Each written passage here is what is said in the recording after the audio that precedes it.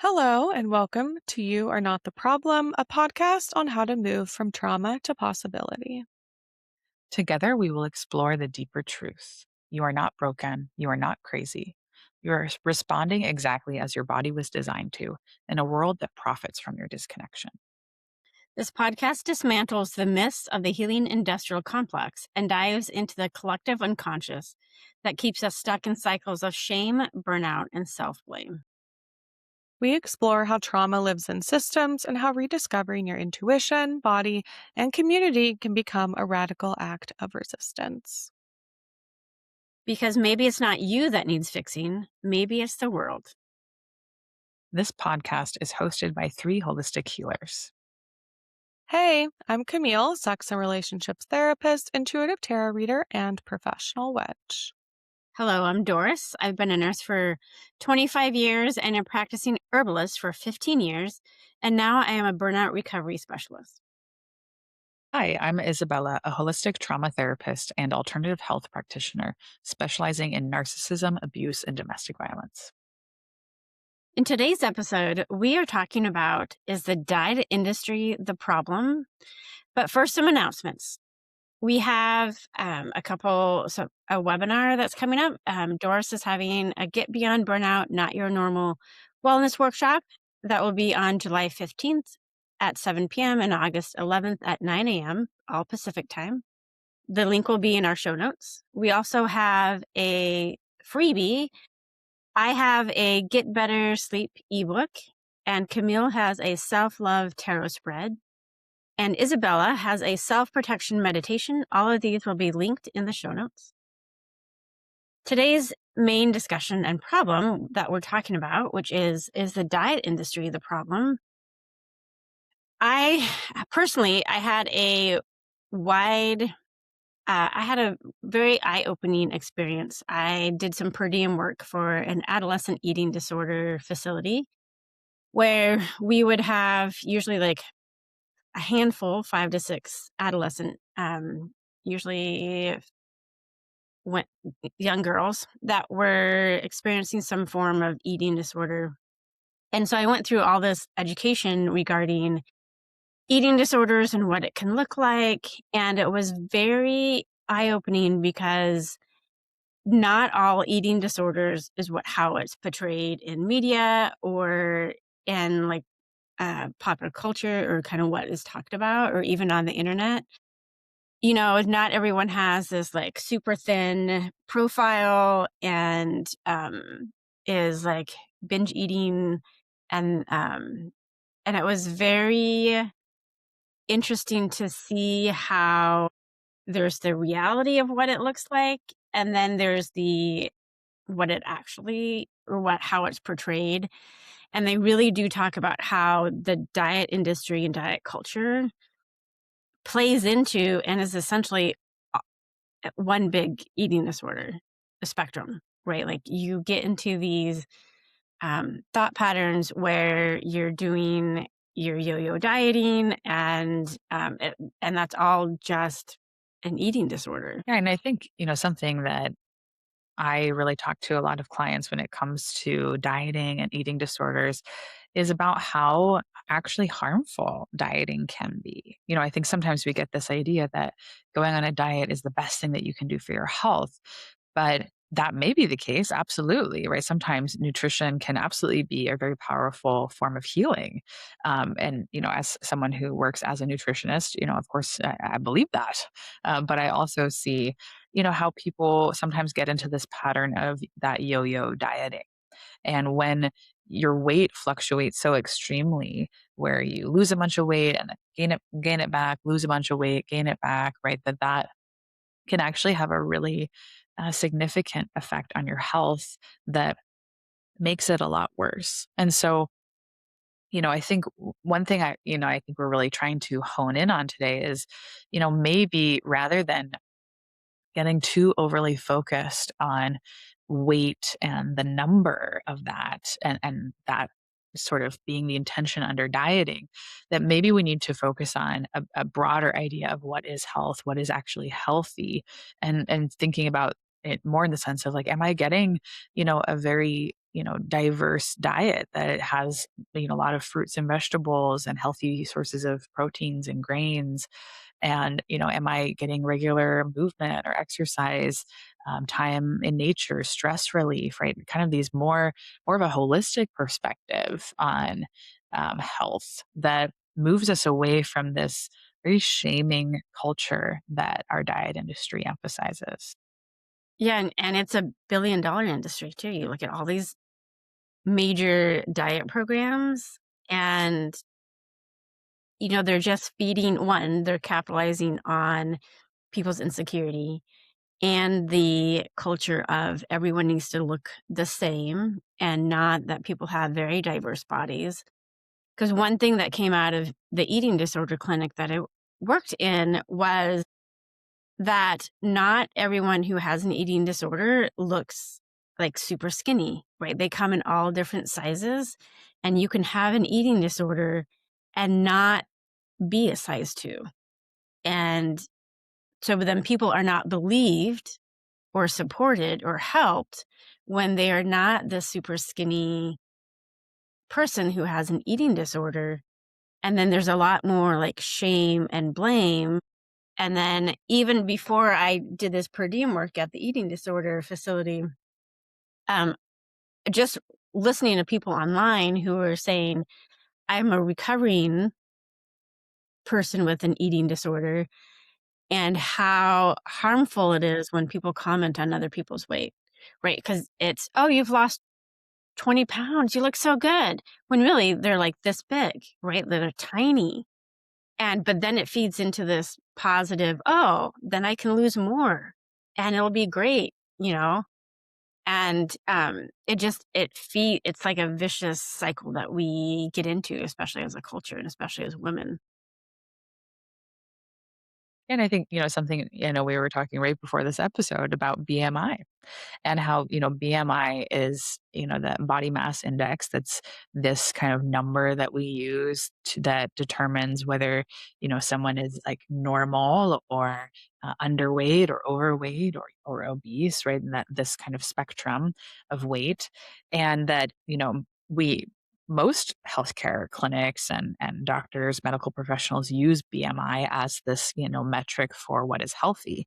But that, you know, there is actually a lot of research shows that BMI is not at all actually a good predictor of health, and that there are plenty of people who, on that BMI scale would show up as overweight or obese, but that they're actually perfectly healthy. And because it doesn't really account for bone density, for, muscle mass, for, even for gender, a lot of the times that, a lot of the BMI measurements were created based on men and also based on, white men. And so, even in terms of like racial differences in body composition, that it doesn't account for that at all, which is why you get, a lot of these very skewed metrics of, oh, certain races having, issues with obesity, but that's not actually necessarily true because we're not accounting for, differences in, people's body types, that we're just using this single metric that is based on white men to determine what is healthy for, the entire world essentially. And so, when we reduce people to this single number, that weight and BMI give us this like single metric of what is healthy, we really lose all of the nuance and all of the greater um, diversity and all of the, different aspects of what is really health, what is really healthy. And there's so much that can be missed in that, right? Like, I think just like you were saying, someone could have, a low weight. And so they might be viewed by a doctor and say, oh, well, you're healthy in your weight, so then you must be fine. But that maybe they actually have an eating disorder. Maybe they're actually malnourished. Maybe there's actually a lot going on with their health. And then on the other side, you get, people who are overweight who go to the doctor and all the doctor wants to talk about is their weight.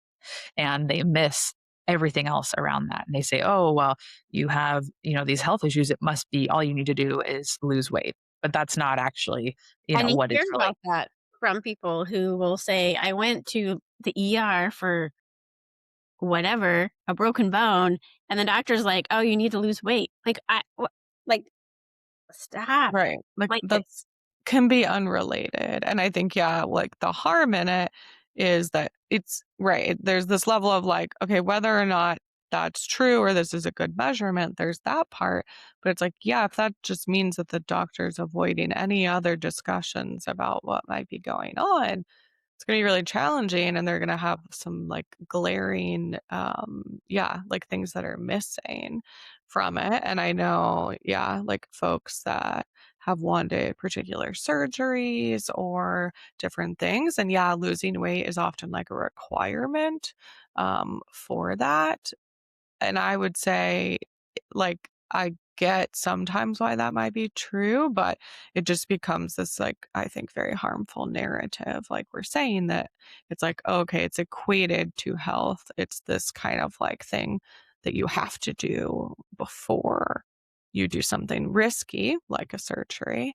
But to me, I'm like, yeah, a lot of the time, like, it would like that surgery might improve someone's mental health. It might have them more able to physically exercise. I know someone that like wants a knee surgery, and they're like that would really help me be better able to like have better health in my body. But because I'm supposed to lose whatever it is a certain amount of weight beforehand, it's like this vicious circle of like, well, yeah, it's really hard for me to exercise and like feel really good in my body going out and about because I need knee surgery, but they can't get it because they have to, again, what's seen as like, well, just diet and exercise in order to like have that happen. And to me, I'm like, yeah, that's really sad. And I think that's like one example that I know of. yeah, and doctors, like, people don't realize that MDs are not trained in nutrition. And I worked at a pediatric clinic, and specifically in the liver clinic, within GI, and we would have fatty liver clinic, and the advice was very much equal in, equal out, for calories, and that's all you need, right? There's no even for these are adolescents and younger, like we would even have like a 3-year-old that had fatty liver. And that just means that they have fat deposits on the liver that is then creating inflammation in the liver. So it's caught on blood work.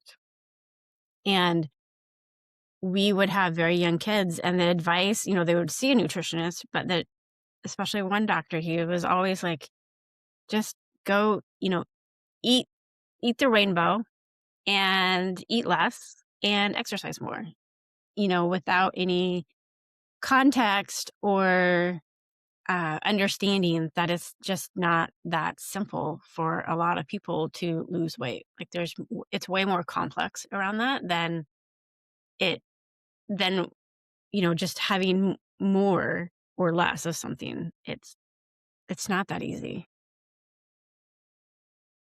Yeah, and I think, even to hone in on how calories are often used as this, ideal metric that we use in dieting. But when you even just look at like what is a calorie, that it's not actually really a good metric for, nutrient density at all.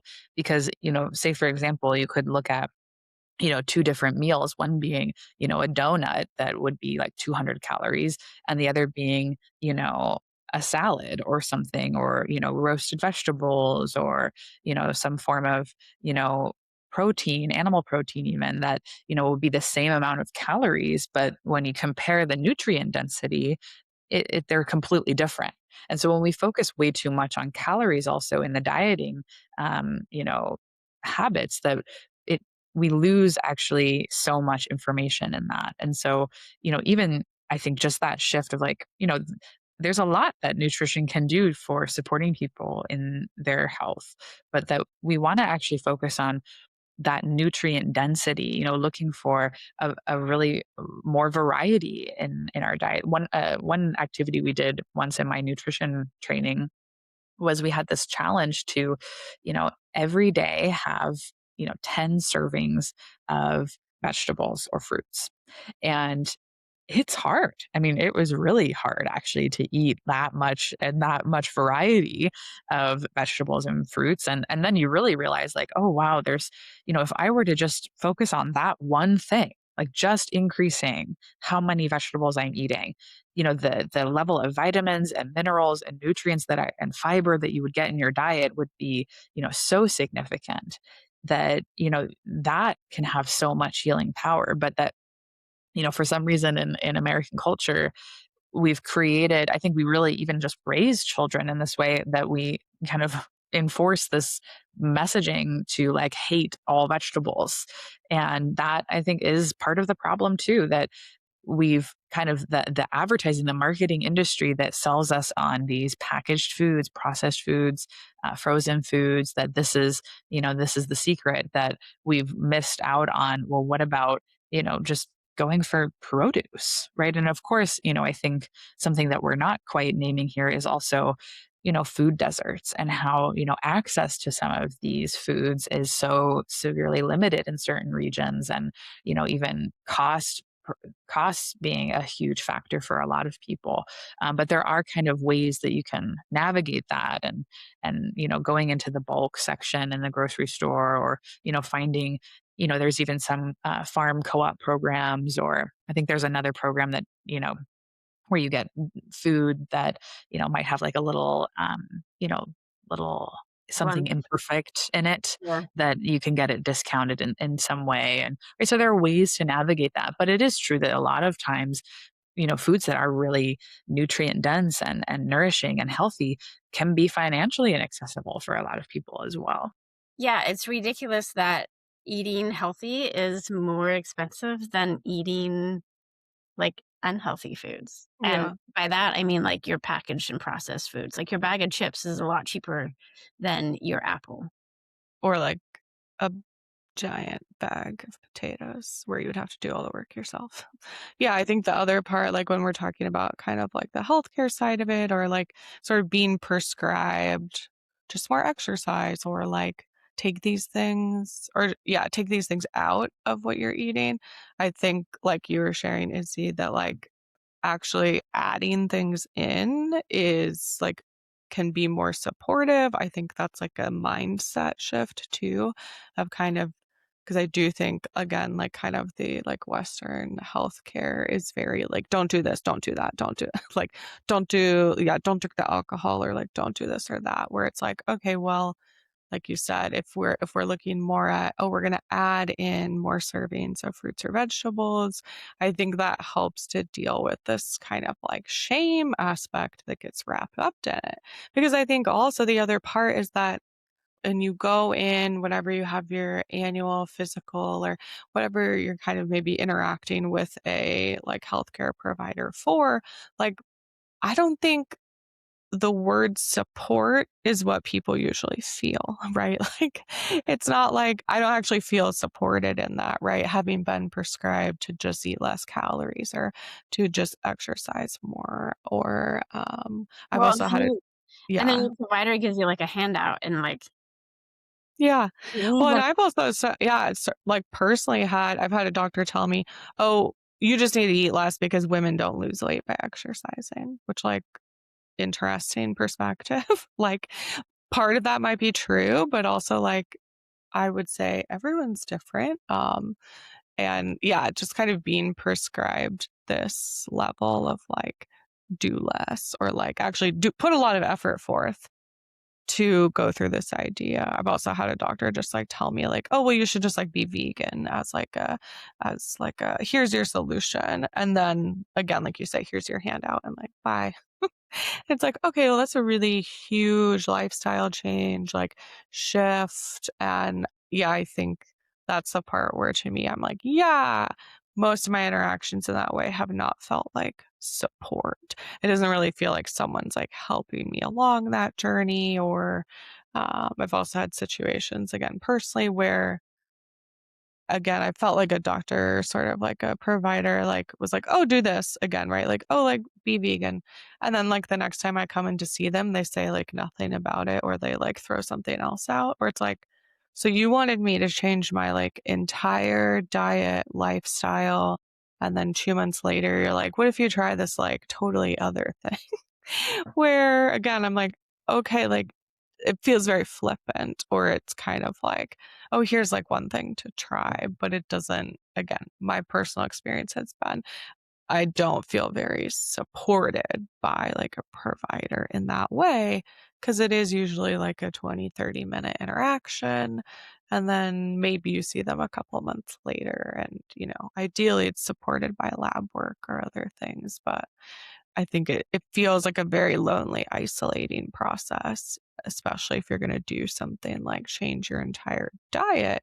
Like, support is going to be what you need, right? Like in cooking things and shopping for different foods and learning about what restaurants you can go to, or like there's just a whole different kind of, It's yeah, a it's a big lifestyle shift. yeah, There's not enough support around it, and there's so much mixed messages as to, like, what fad diet is in right right, at this moment, and it's like, "Oh, use this superfood that will, like, change your life and has all these nutrients and can only be gotten from one country that then, um, now can't afford its one food that it produces because here in the US, everyone is now consuming that one food, and so then it makes it inaccessible to the people who actually have traditionally used it.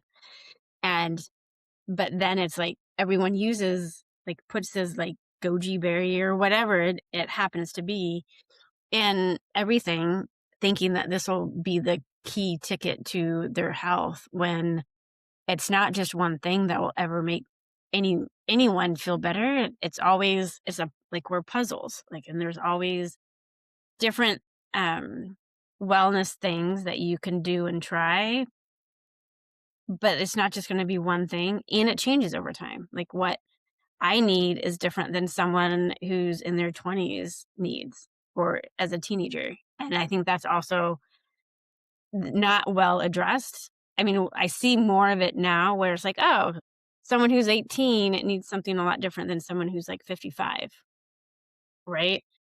Um, Well, and but even that's the not always word standard. Well, and even the word like dieting, when we think about like what does that bring up for so many of us? When I hear the word dieting, I think of like restriction and yep, deprivation. yeah, And that, you know, that even can have an emotional response for a lot of people, can be stressful. And when we are restricting food, restricting intake, your nervous system, your body kind of interprets that as, oh, I'm going into survival mode. i'm Right. i'm being starved. I need to actually store more fat. I need to actually, you know, go into survival mode, which is why a lot of people, when they diet and when they get off of a certain diet, that they will gain weight back very quickly because the nervous system is in this state of survival. And so then when you start eating again at a more normal amount, your body's like, oh my God, we have nutrients. We need to like prepare for the next time we might go into starvation mode. And so that, when we keep the body in that state, which is like a state of fight or flight, that can actually worsen the problem, right? Something that I think we didn't quite name as well is that how stress plays a role yeah. in weight and health. And that seems to just be missed from the conversation a lot of times, that we just focus on, food and exercise, but we miss like that there's all these other aspects to health and weight loss as well. And when we focus so much on that restriction, that deprivation, it can actually make things worse in the long term.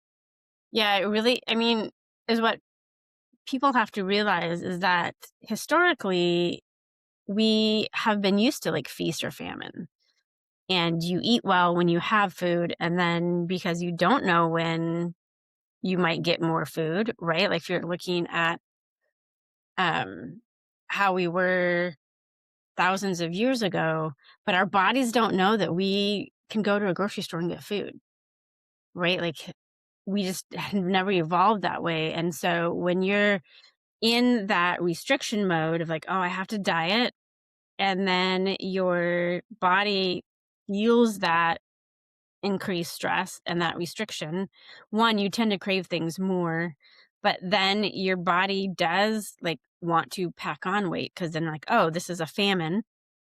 And then when you do go back into eating normal, then you're like, oh, I can feast, but I don't know when the next famine is going to be. And that goes into that yo-yo dieting and those big swings on the weight loss. And that's really hard on your heart health. It's really hard for your hormones because you're just on these wide swings and you like you don't know like there's long-term health consequences to having those big swings and the chronic stress of it. I remember right before I quit working as a staff nurse, I could see in photos my face was a lot rounder. And, within 6 months after quitting, I lost a lot of weight. I didn't do or change anything about my exercise or what I was eating. It was just all cortisol because I was under so much stress that I was holding on to the fat. And in our modern society, we're all stressed. And you're Yeah. right, like it's not addressed in with any sort of provider of like, "Oh, what's your stress level and how can you change that?" Right? Like, how do you manage that? And then kinda see what your health does as well. Yeah. Yeah, I mean, I think we talk about it in, like, mental health, like, intakes a bit more, but again, I think it's like, okay, well, then, like, yeah, you might know that you need to be less stressed, but it's like, okay, well, how am I gonna have support in doing that, right? It's like, cool, thanks, like, sounds great, like, would love to do that. And I think that's also the part where, like, we have to be, like, compassionate as providers and talk about, like, yeah, how do you get support in that? What are some options? Like, what can you do right now, right? If and maybe it's like I can't take away the stress, but I can add, right, more things in, like, and we can, transition into talking about the things that help. But I think again that that's sort of the space where, again, I've experienced that as a therapist of addressing stuff like sleep and stress. Um, a bit more, but it's still, I still, right, as a client, you're still kind of like, cool. Okay. Like, what do I do with that information? Other than like quit the thing, right? Like, stop doing the thing that's stressful. You just quit your And career, Camille. yeah, yeah. It's Well, and like, I think what we know from burnout research is that, like, even when you quit the thing, quit the stress, your body doesn't like immediately figure out that everything's fine. Oftentimes it gets worse before it feels like it gets worse before it gets better because I know like when I was in college or oftentimes people have experienced that where like the moment you go on vacation you're getting sick or like you come home from a stressful situation. Like it used to happen to people I know, like you come home from the Christmas holidays and you're sick the entire time because kind of you finally took a break, where now your body's like, oh, okay, cool, like now there's a little bit more support here or I'm not as stressed. Great, now I can start to try to figure out I'm allowed to be sick now. I can try to figure out that now that's okay, now that we're not totally in survival mode. But I think again that like we have to be aware that that's like part of the process. Otherwise, it's going to be really hard to like make it through that because you're just like, oh my God, now I always get sick when I take off of work. Great. I'll just never take off of work and I'll never get sick. We don't want that to be the solution.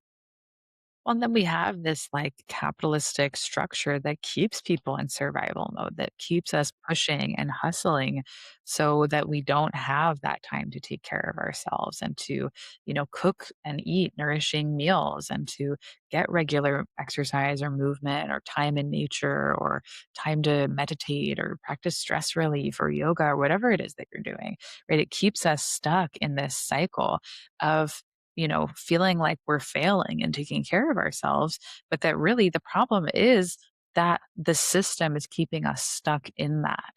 And it's not, struggling with your health, struggling with your weight is not a personal failure. It's not a moral failure. It's not a failure of willpower. It's a failure of a system that is keeping us unwell and keeping us locked in this constant fear for our own survival and preventing us from being able to access care and to access, nourishing foods and, regular movement and time in nature, the things that we need that we're not able to get. And then we blame the individual, but we're not looking at, okay, well, why are, all of these processed packaged foods being, sold to children from a young age? And why are, why is there such a markup on organic foods? And, why is even access to that only in certain affluent neighborhoods? And right, all of these systems that continue to perpetuate the problem. But rather than looking at that, we're just like, oh, it's an individual personal willpower failure, which is, that's just, that's the problem. That's the shame. And the shame is what also fuels the cycle within the individuals of like, oh, I'm ashamed of my body. I'm ashamed of, myself. And that shame, then I try to numb that with, emotional eating or dissociation or, whatever coping tool that I use to survive. And that makes sense, right? It makes sense that we turn to those things when that is really the only thing we can access for comfort in a society that is constantly telling us that we're not good enough. Well, and that's why we literally have comfort foods, right? Like food is labeled as comfort food. And it's usually like the thicker, heavier foods. Like I'm thinking like in the fall and the winter, right? You have these comfort foods. And we associate and assign so many like feelings around these foods.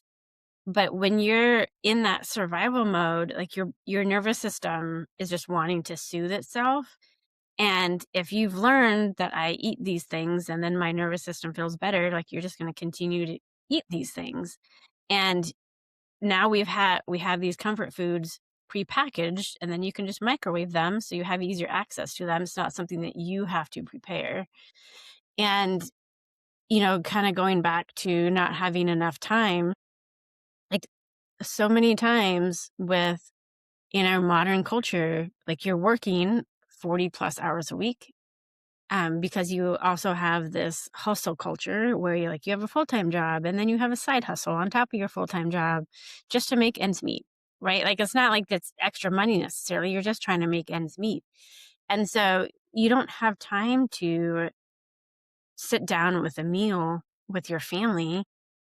And because you're running to all these different things, and we've made it very convenient to get all these extra calories, but they're not like nutritious calories, right? Like you have all these convenient food stores and gas stations with all these different foods.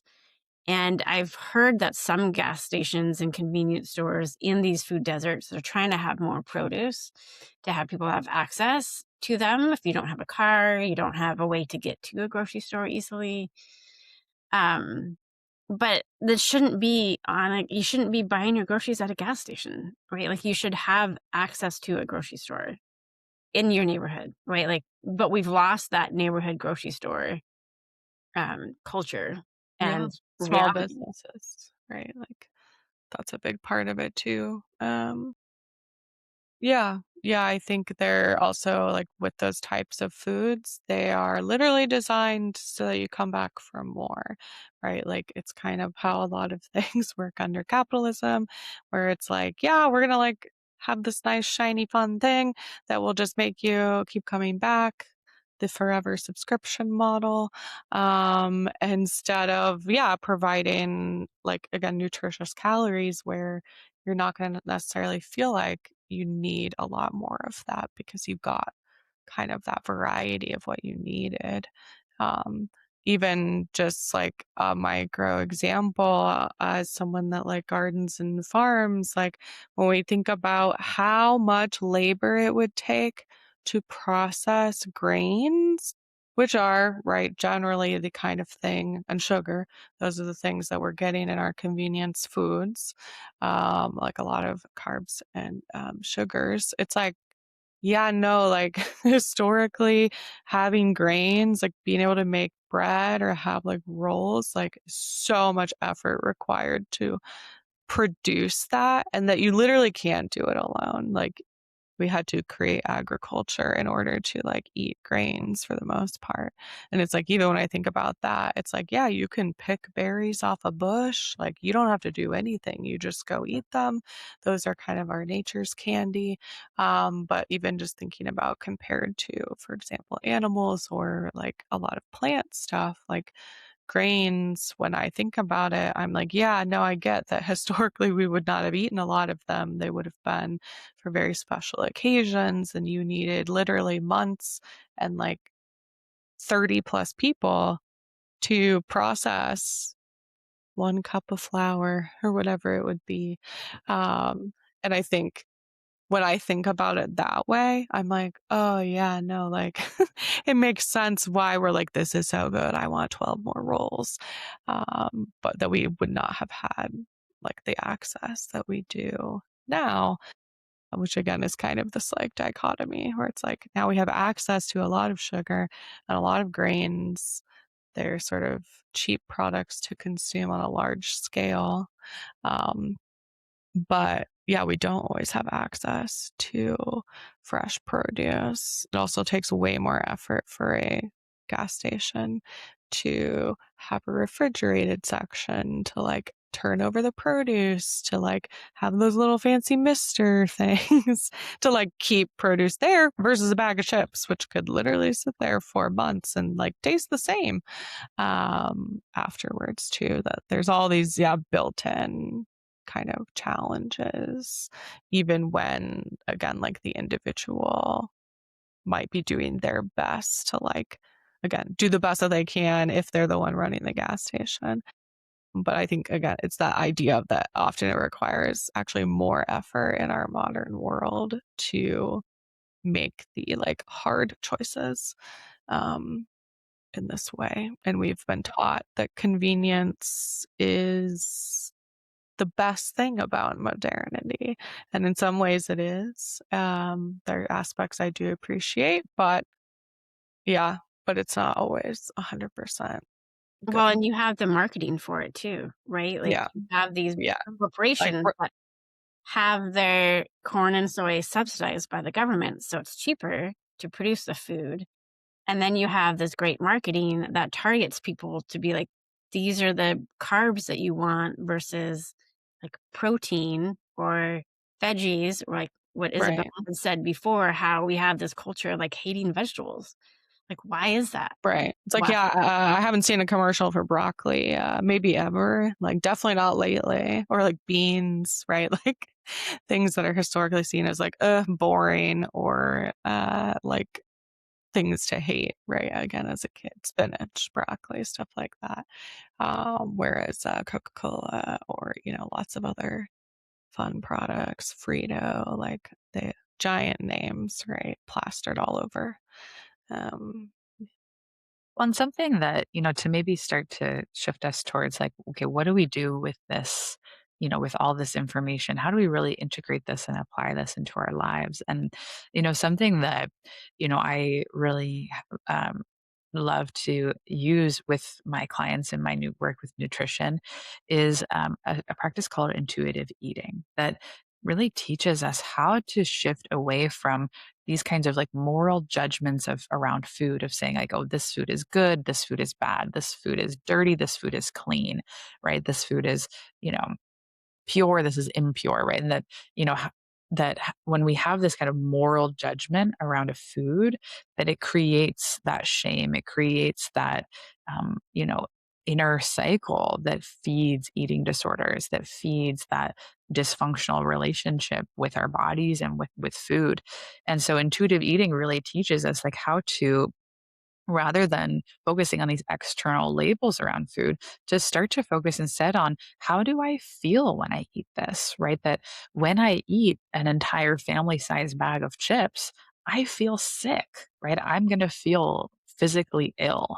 Or if I eat an entire chocolate cake, I will feel physically sick, right? That's just, that is how our biology works. I don't know really anyone who can eat certain large quantities of certain foods that will not feel ill. And so, but we're not putting a moral judgment on that. But we're not saying you can never have chocolate cake, you can never have chips, you can never have pizza, right? That doesn't help either. When we restrict things, it actually in our brain makes us desire it more. It Right. makes us We're like, obsess over it even more. And so instead, what intuitive eating teaches us is that actually nothing is off limits. You can eat whatever you want, but really practicing that gentle nutrition of tuning into like, how do I feel, right? If I eat a handful of chips or one slice of cake, actually, I feel really good, right? It brings me a lot of joy to eat those things. Like, it's like, and it's like, often at a point of celebration, right? A birthday party or some kind of event or a cookout or some sort of like, fun experience, joyful experience where you can actually get, that other side of food that brings like culture and experience and connection and community and celebration. And that is also healthy for us. And so when we take out this like moral judgment around the food and instead just focus on how do I feel when I eat that, right? And so if I'm eating, like as I'm eating, really tuning into like, how am I feeling as I'm eating this? And then when do I reach that point of I'm fully satiated, and really tuning into your body, into those cues within yourself, that this is considered one of the, if not the top treatment for binge eating disorder for that reason, because it brings people back actually into their bodies and brings them a deeper sense of awareness of what's really happening within them. And it helps to address the shame and that self judgment. Yeah. Well, and I think too, it adds this level of like, actually, you don't necessarily need someone to tell you everything exactly to eat, or that like you actually do have the information, right? Like within yourself to know, like you said, okay, yeah, I know if I eat this massive amount of cake, like I don't feel great after, even if society has told me that that should be a 100% pleasurable experience or that more is better. It's like, well, actually, yeah, your body is like pretty good at telling you when things like feel good versus not. And that, yeah, being able to tune into that experience, the physical experience of like savoring or like enjoying food is very different than I think also what like a lot of us have experienced, especially when very stressed, which is like mindless eating, right? Or sort of like habitual checking the fridge to see if anything's magically appeared there that's more exciting, or easier to produce. So yeah, I think like other ways to like kind of help with this. I mean, I think in last episode we talked about like the 80/20 rule, which is like the again, this idea that like we shouldn't strive for 100% perfection, whatever that may look like or what our goals are. But yeah, how do we find that middle ground about what works for us? And that could even just be like, yeah, I'm going to, try to home make 80% of my meals, or I'm going to try to meal prep at the beginning of the week so that if I do take a 10-minute lunch break, I have something that's nutritious that I can eat in 10 minutes. That those things can be helpful. And I think it's that level also of like, how do we support ourselves in and like support others? How do we have a more communal mindset around like eating in general?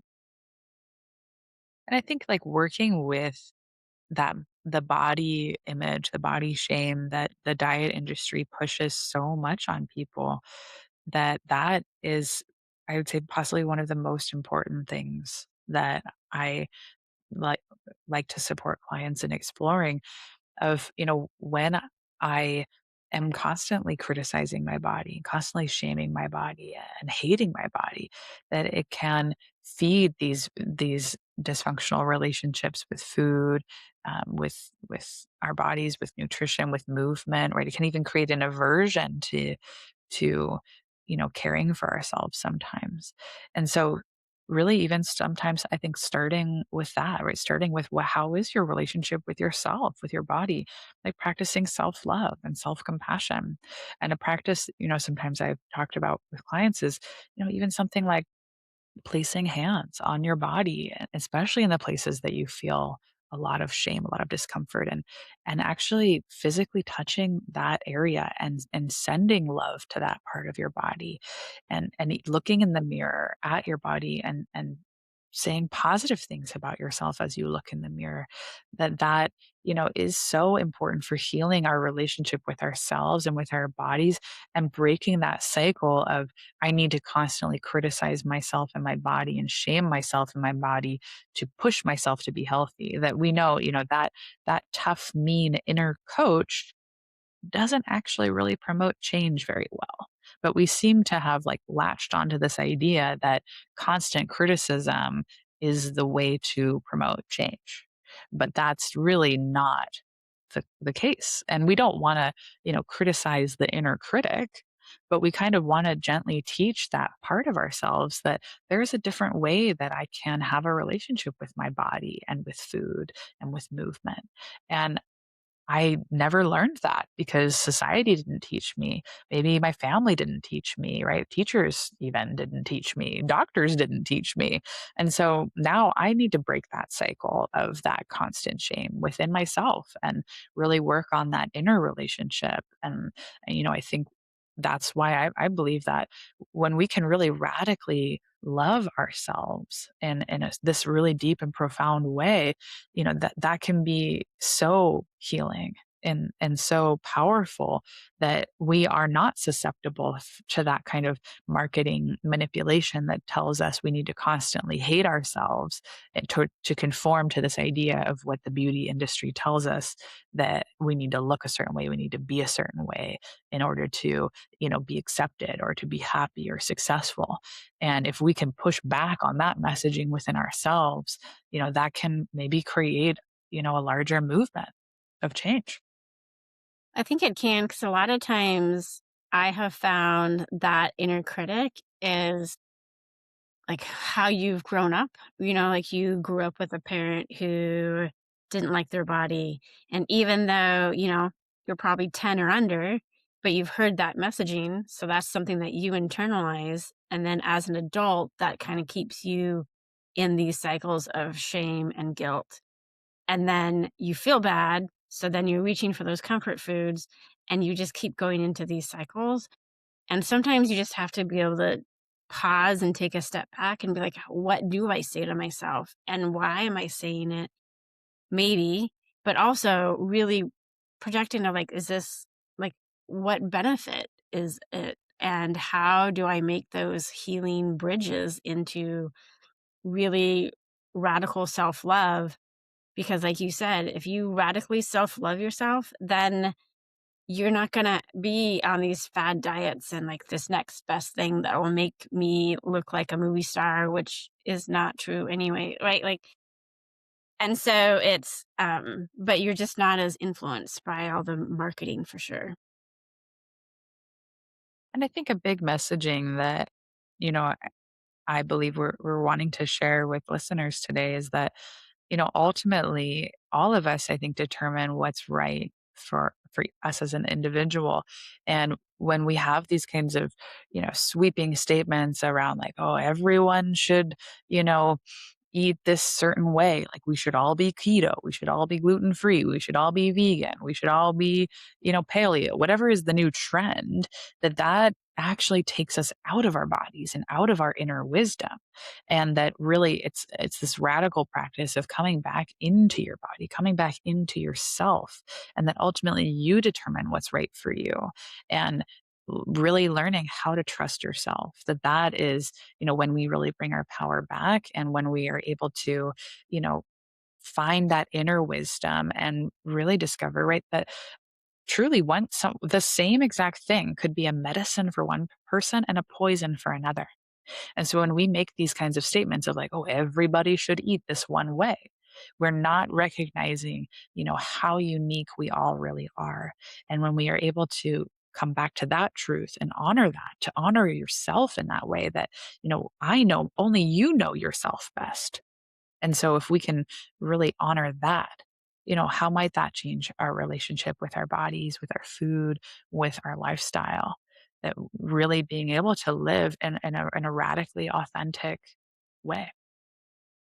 Well, and I think that's really kind of the takeaway is to be able to shift away from this diet culture and really start focusing on your relationship with yourself and your relationship with the food, and then not putting so much pressure on yourself to do any one diet, but really look at what you want to do and how you want to live and lean into your intuition more and less into giving your power away to some expert, whoever that may be.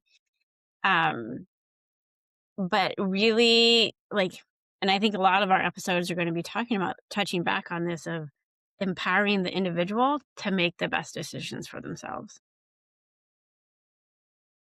Yeah, because ultimately, even though I know we're here in this podcast, positioning ourselves as experts in a lot of ways, right? But that, I think the way that I know all of us, what really unites us in our work is, yes, we've done all this training and we have all this education and knowledge and experience, but every time I'm in the room with someone, I am always holding that belief that only they are the expert on themselves, and I am here as a support. I'm here as you know, a guide to maybe give insight or give some different perspective.